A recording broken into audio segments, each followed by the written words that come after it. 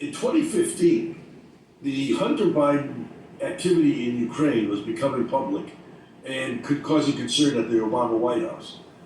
His activity with Burisma, his meetings in Washington on behalf of Ukrainian oligarchs, all violations unless he filed, which he hadn't done, and all causing conflict of interest since his father was the Obama administration link between Washington and Ukraine. So the Obama White House had somebody meet with Biden. Biden assured him there was no problem. That didn't solve the dilemma as far as the White House was concerned. And so they tasked Hillary Clinton's campaign and Obama worked together and decided that they would task some people, including a Ukrainian who worked at the Democratic National Committee named Alexander Chaluba, to go to Ukraine to find dirt on Paul Manafort, because I had been active in Ukraine.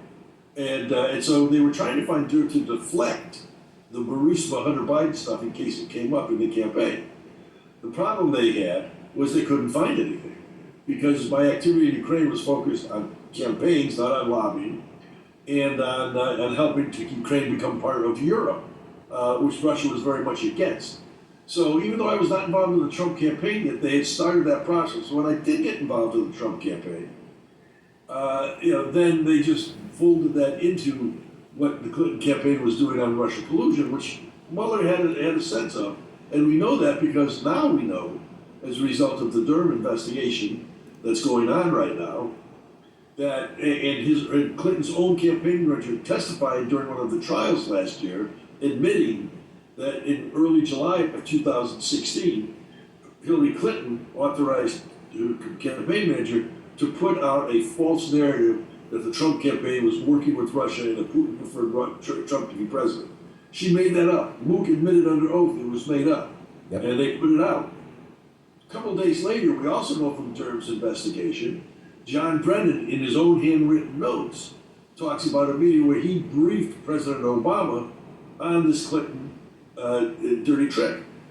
So in mid-July, the White House knew about it, the CIA knew about it, and yet at the end of July,